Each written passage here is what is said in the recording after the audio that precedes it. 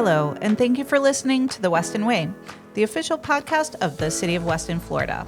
I'm Pam. And I'm Austin. And today we're going to explore something that touches almost every part of our lives, but it's often invisible until something goes wrong: technology.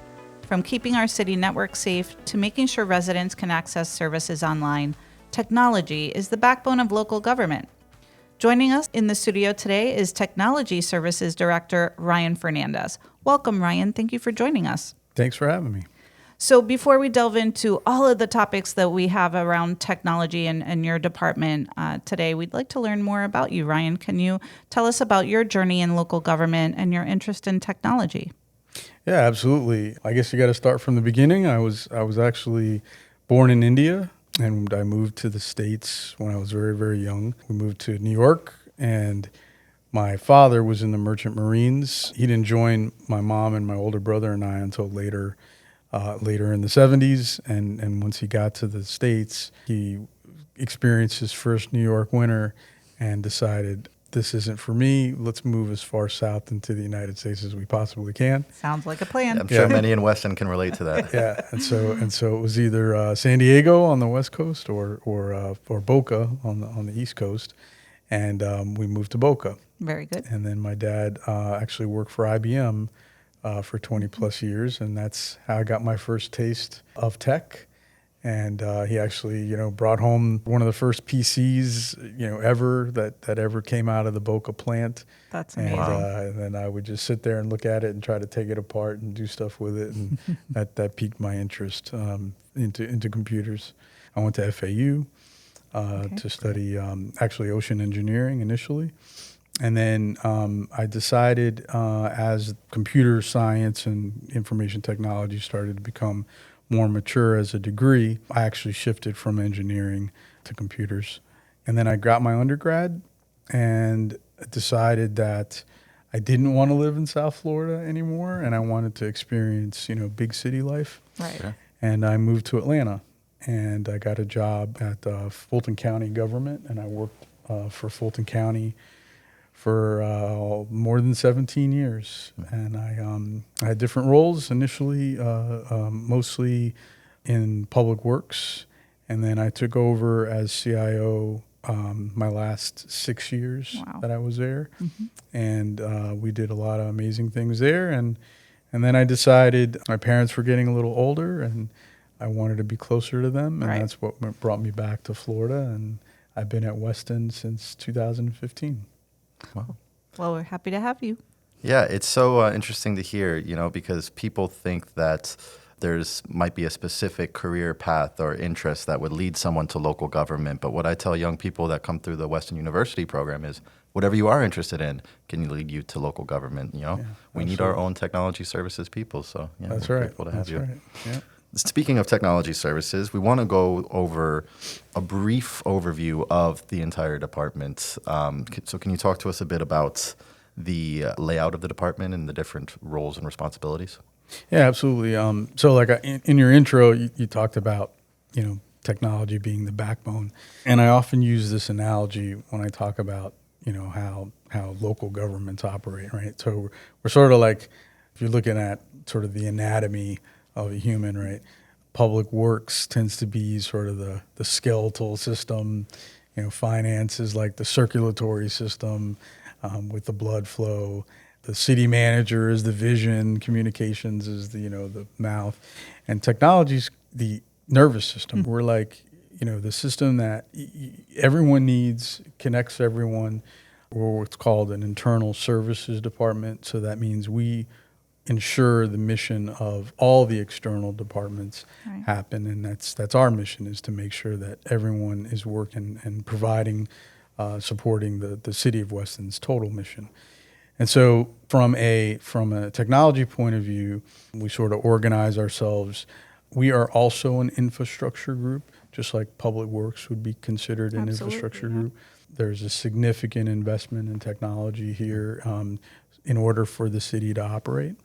So we have an infrastructure group that basically maintains our infrastructure, and that's network type infrastructure, computer infrastructure, servers, things that operate our internal systems. And then we have software, right, that every internal department utilizes in order to complete their mission. So that goes from, finance and the ERP system, all the way to our public works systems that deal with service requests and work orders. We support all that. We obviously, in today's day and age, have cybersecurity that falls into each one of those. And then we also help and manage a geographic information systems division, if you will, which is our GIS systems. And if you think about it, 90% of what the city does can touch a place on the map, right? Right. It's actually a great way to be able to not only connect the work that we do to somewhere on the map, but it also helps us do an amazing spatial type analysis on not only the work we do, how much we spend in certain locations, how much we spend on certain pieces of infrastructure, and we're not able to do that unless we can make that connection with the map. And all of that data informs city decisions, right? Absolutely. So we often are looking at a lot of that quantitative analysis of how much we're spending on certain assets, on certain preventive maintenance within the infrastructure. Not only being able to see that tabularly, in tables, but also being able to see that on the map and how it's represented within specific regions, within Weston. So it's a great tool that we have, in our access to, and then we have a team of professionals that supports that. And Ryan, technology is ever evolving. It's dynamic. It's a moving target. How have you seen technology impact our work in local government over the last 10 years since you've been here with Weston, especially with the COVID hump that we had and kind of switching gears to online services? Certainly. Well, you said it. We do publish a technology strategic plan every 3 years. And, one of our sort of core values and objectives is to get people working online versus standing in a line, right? So lots of effort when I first got here to examine the business processes of the city. IT is one of those fortunate departments that we're able to get a very horizontal view of the entire operation of the city because we're embedded in every business process within the city.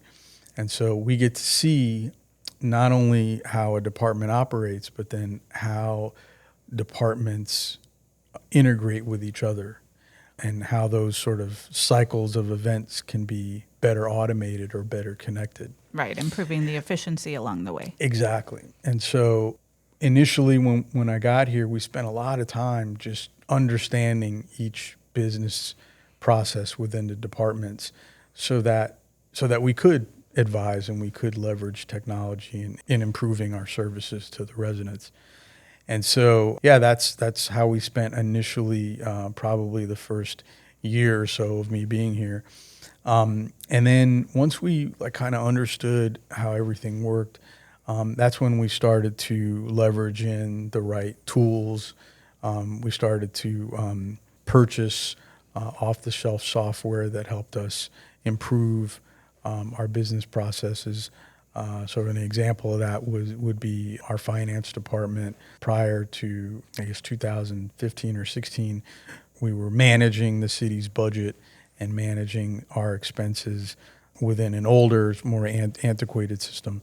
Right. And we implemented a best practice, if you will, system, enterprise resource planning system, an ERP system that sort of tied in the things that have to do with budget and accounting and spend, which is what the departments do, into one sort of integrated system.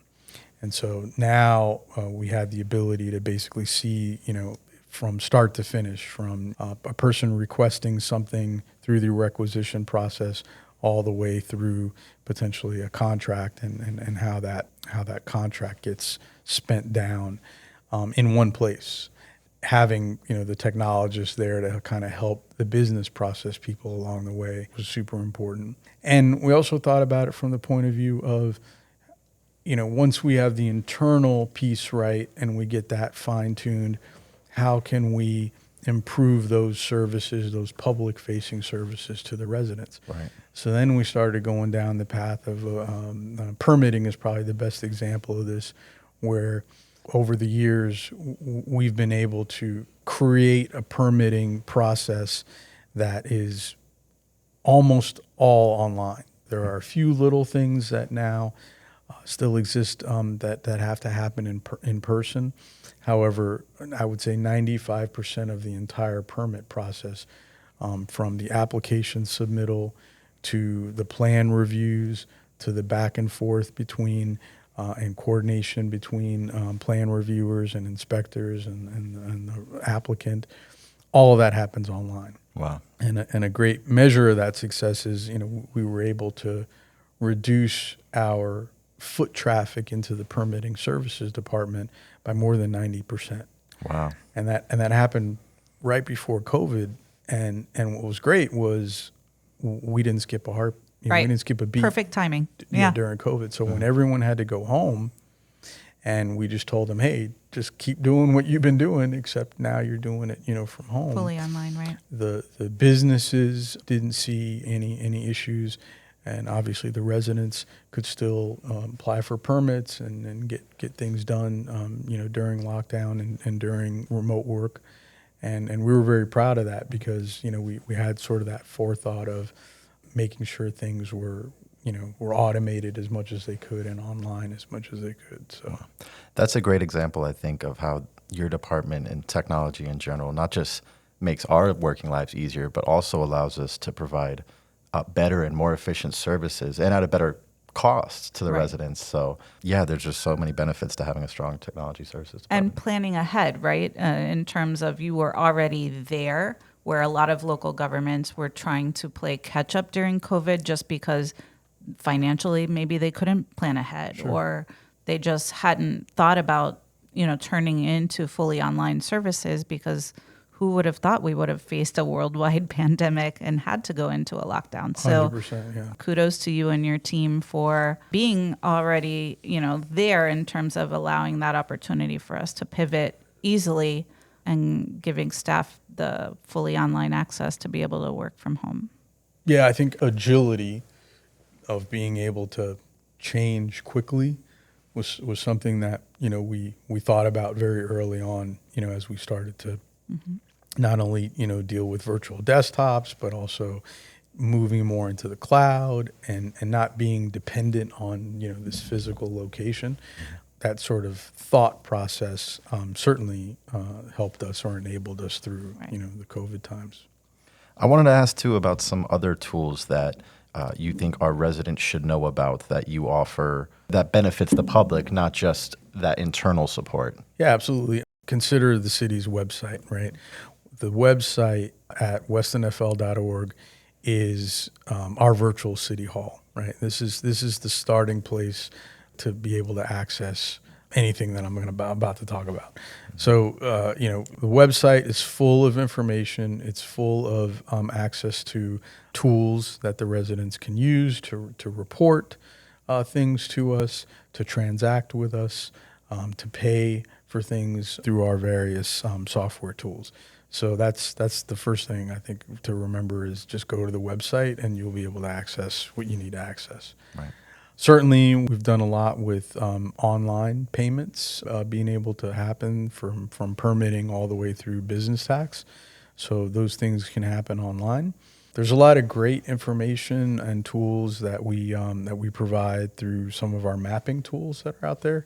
So we have an entire section that connects to our GIS where the residents can pull down from a library of printable maps that are out there that could show them, school district zones or their garbage pickup assignments and recycling assignments in terms of where they live, to interactive maps that we have built that will show, permit activity within their neighborhood. Sure. Which is often a call we get, and we often just guide them out to the website and say, here's where you can look it up yourself. So certainly, a lot of tools out there for folks to be able to reference from our website. On the communication side, we're always informing residents of all of these various tools, and when new tools are coming down, where they can go, find more information, get those important dates on, bulk trash, things of that nature. So it's a ever evolving, like you said, virtual city hall, and we appreciate your support to be able to provide that. Let's take a kind of turn to smart cities. I know you spoke a little bit about the dashboard and the GIS mapping. Tell us a little bit about what your colleagues that work in local government and are technology gurus, where are we going in terms of smart cities and things that will impact residents and business owners doing business in our cities in the future? Yeah, the term smart cities is ever evolving, right? Like Right. if you asked, a couple of years ago, people might say things like, digital signage or parking or, automated things that help folks, be able to transact. As 5G and cellular networks have greatly improved people's access to the Internet of Things, there's a term called IoT Right. now. There's even degrees in Internet of Things. Exactly. Right. There's even degrees now. The Internet of Things, IoT, the age of IoT is here, and those pieces of infrastructure that were once inhibited by their inability to connect fast to the internet. A lot of those devices now are experiencing this evolution in high speed internet, right? And so that being said, now we're able to do things that we weren't able to do even a few years ago. So things like the city will in the very near future, this is more of a public works conversation, but Right. in the very near future be changing out meters, water meters Right. at people's homes.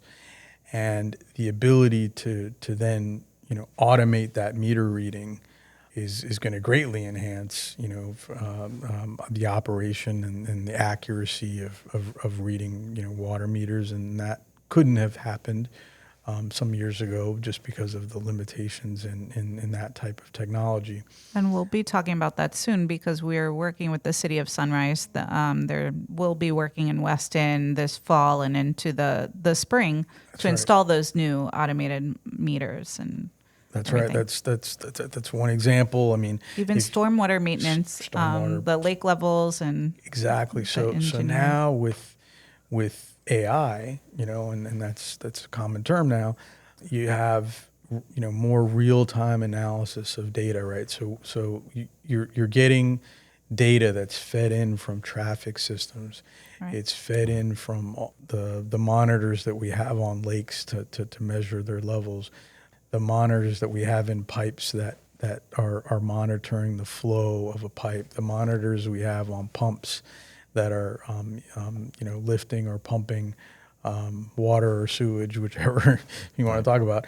And that aggregation of all this massive amount of data now can be analyzed in real time, and it's turning a once sort of manual way of analyzing things into this almost predictive way of analyzing things, and you'll be able to see hopefully in the very near future where that type of predictive analysis is not only fine-tuning the systems for us, it's measuring things and allowing us to be able to, fine-tune things to a degree that's beyond even, a human being able to do it, right? It's finding efficiencies that a human, without, PhD in, mathematics, Right. it's allowing to find those efficiencies that we weren't able to find. And so, yeah, I think this evolution now that we're in, with also like things like urban planning, right?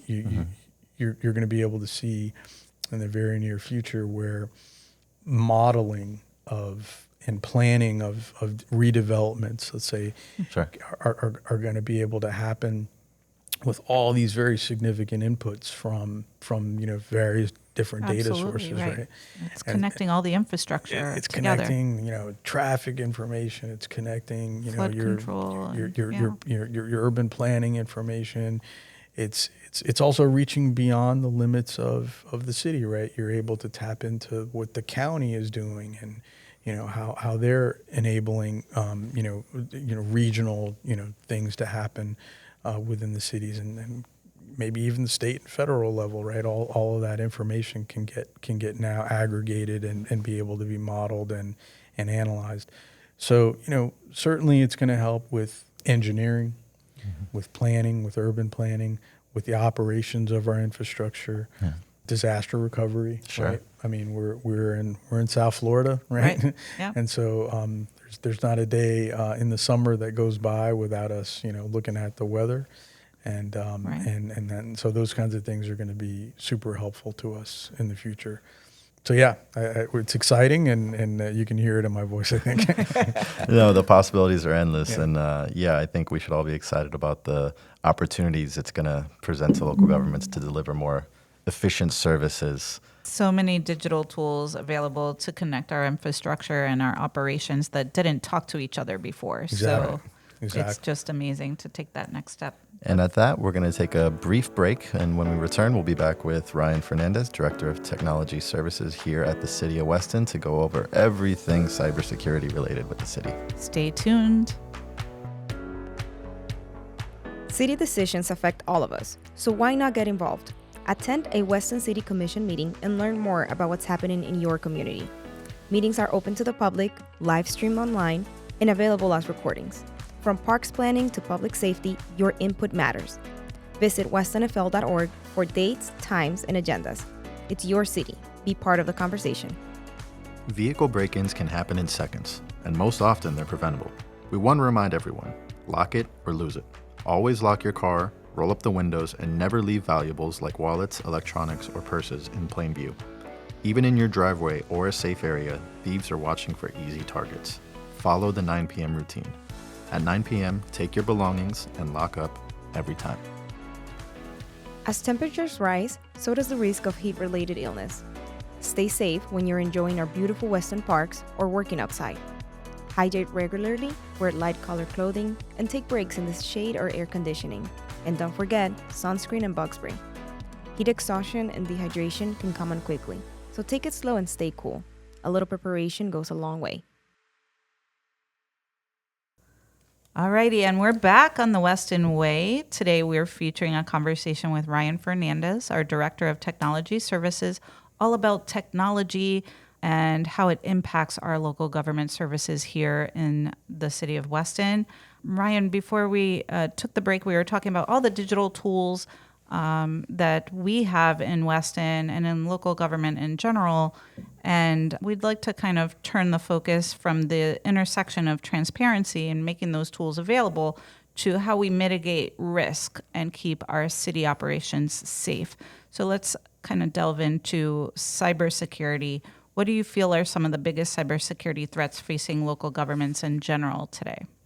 Yeah, so that certainly, cyber threats with local government especially have increased substantially over the last couple of years. And I think partly because many local governments are low-hanging fruit, right? Sure. For these folks, these bad actors, right? And they know that, hey, local governments probably haven't invested well due to funding limitations, and so they're going after many local governments because we are very important. We do have sensitive data, Right. and sometimes easier for them to be able to compromise a local government versus a higher government that's maybe better invested in their infrastructure. So in Weston, certainly it's a high priority for us. It's part of our strategic plan. We definitely take it seriously, and I usually break it down into sort of three main components: people, process, and technology. Right. So the people part of it is training and awareness. Right. We have a couple hundred users here in Weston. your weakest link is the human factor in Sure. cybersecurity, right? It's that person pressing that button and downloading something and not even realizing it, and that causing issue, right? And so we do yearly cybersecurity training that's now mandatory through the state. I just completed mine last week. All I'll right. be happy to hear. All right, very good. Yeah, I'm happy to hear that. And so it does, it does refresh everyone's, understanding of what the current, threats are. And, it's just a great thing to do. And it's evolving periodically. too. It's evolving. The emails that come in with bad links are looking, more and more professional or more and more legitimate. Absolutely. So that's And I know your department has caught some.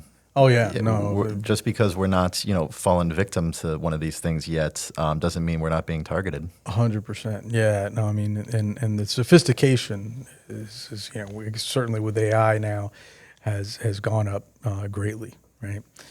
And then process. So we do have policies in place that govern, how we utilize our computing systems and services, which help guide how we deal with cyber events, reporting and recovery.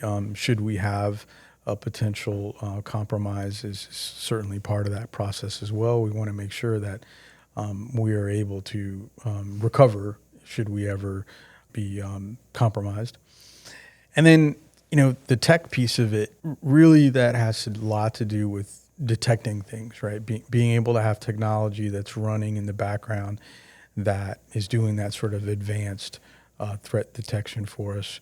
We have, IT professionals who understand how to segment our network in such a way that even if we were compromised in a section, it wouldn't compromise the whole city, right? We limit access through permissions and other things to give people, basically the least amount of access that they need.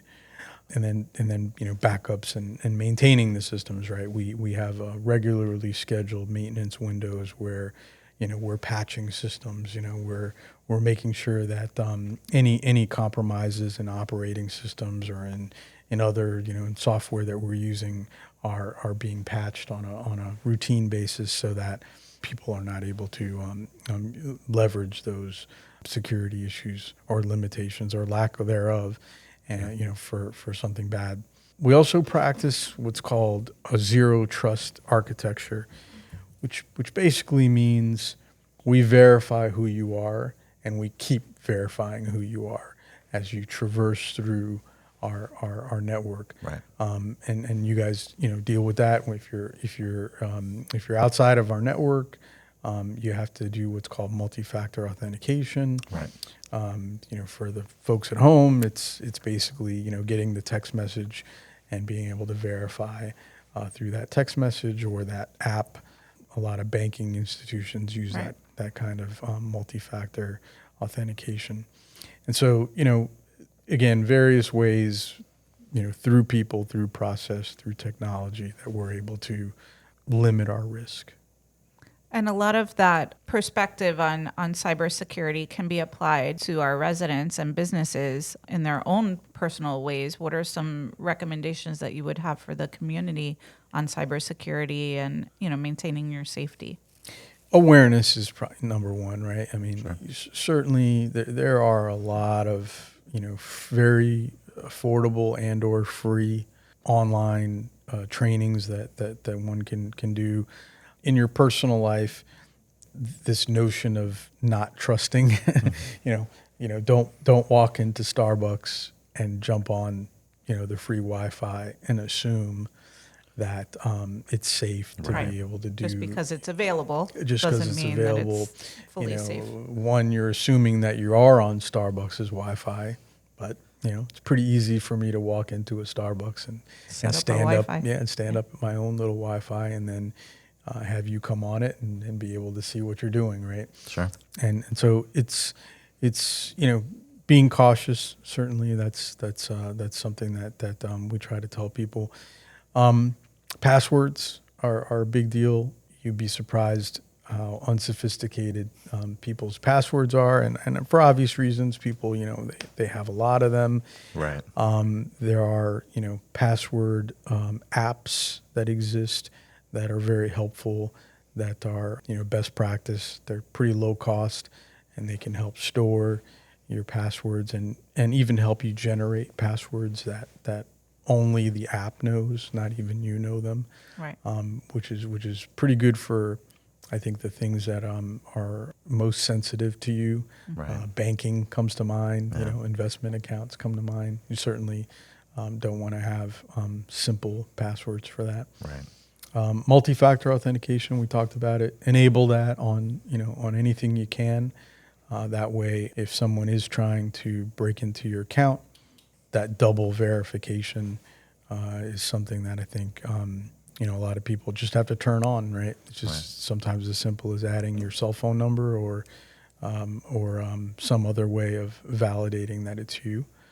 Yeah, and then, just like I said, I think just overall being vigilant of your surroundings. If you're getting an email and it's from someone that is asking you for something, personally identifiable, be suspicious of it, right? Sure. Don't be afraid to pick up the phone and call the bank and say, hey, I just got this email that looks like it came from you all.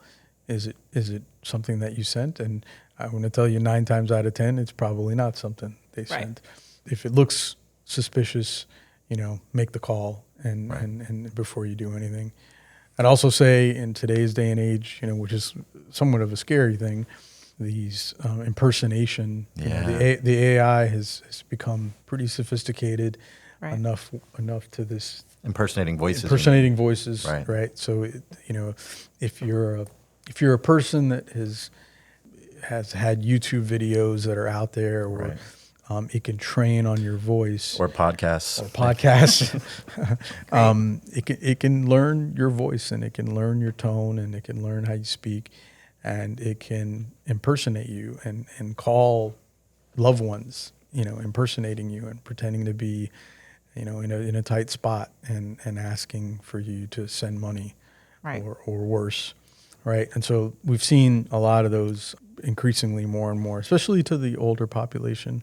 Now they seem to target, seniors now, with that. So, if all else fails, and you don't trust something, call the non-emergency police number, right? And ask for some help in regards to that. Yeah, trust your gut. Yeah, trust your gut. One of the first things that I think people think of now when we talk about technology is, of course, artificial intelligence and AI.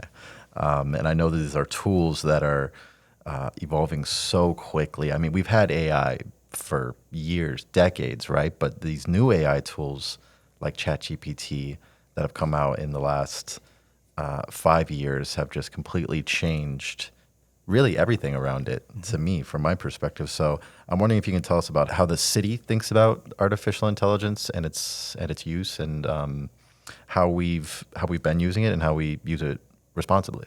I really just, in short, I would say it's intelligence augmentation, right? It's not going to do the work for you, but it's certainly going to bump up your IQ a little bit as you start to say, format a response to a particular problem. The generative AIs can help you think of things that you normally wouldn't have thought of. But it's important to verify. The generative AI is known to what they call hallucinate, right? Just make up things and have bias and have bias and other things. So it's super important that internal users, and we do have a policy in our cyber policy that talks about the use of generative AI. The other big way we utilize it now is the cybersecurity. I mean, just think about it. If you're a security guard and you're looking at 100 cameras, and it's your job to monitor these 100 cameras, you may miss something on that 99th screen that just because you're looking at 99 cameras. And so the AI allows for that sort of real-time threat detection to happen that's so above human capability that it's watching everything. It's predicting. It's seeing things that we're not able to see. So certainly utilizing AI for cybersecurity reasons. And then as I mentioned, engineering and being able to do modeling and do all this, very large data aggregation and be able to actually see it differently and see correlations that we normally would not be able to see. It's just amazing. Right. It's really going to be something that I think we're going to be leveraging a whole lot more with. Cautiously optimistic about it. We definitely want to not jump in with both feet. Right. Like with any innovative tool. It will always need a human to have that humanistic approach to analyze anything that it's, giving back to us. So anytime a predictive analysis is coming out, we have, staff that are reviewing that and kind of looking for any errors or things that were taken into account that shouldn't have been, just to make sure the end result is pure and what we are looking for to move forward on any sort of action. Absolutely. So I think, from a communications perspective, we're always looking at new tools for efficiency or giving us new ideas or different ways to look at different things, but we're always continuously analyzing or kind of fine-tuning any prompts that you're using to get the best information out of it and the most real-time, information. Absolutely. So it has kind of bumped up our ability to provide better services for our community. That has gone by super quick today, our conversation on technology and everything that your team does to provide the services as you alluded to, the central nervous system of Weston. I'll always remember that analogy. Yes. So we want to give you the opportunity to share some final thoughts with our audience that are tuning in to the Weston Way podcast. We're a team, as you mentioned. We have been growing and expanding and leveraging technology in new ways. But our mission is always, to support our internal departments. We're here to ensure those internal departments, those public-facing departments, if you will, get better and are able to, serve the residents of the city more efficiently, more effectively, more transparently, and lowering risk while we can. All of those are goals within our strategic plan, and if you ever have the time to look it up, it's out on the website, the virtual City Hall. Right, absolutely. Well, thank you, Ryan, for taking the time to have the conversation today and to share with our listeners more about technology services here in Weston. Well, thank you both for having me. I appreciate it. And at that, we want to encourage you to stay engaged with your city by subscribing to our Newsday Tuesday e-newsletter, following us on social media, including our brand new LinkedIn page, and by visiting us at westonfl.org, that virtual City Hall. Thank you for listening to today's episode, and make sure you don't miss a future episode by subscribing to the Weston Way podcast. Be sure to share and rate our podcast so we get feedback from you. Also, tell us what you want to hear on a future episode. Visit westonfl.org/podcast to complete the form and tell us all the different topics you would like to hear on a future Weston Way. Thanks for listening.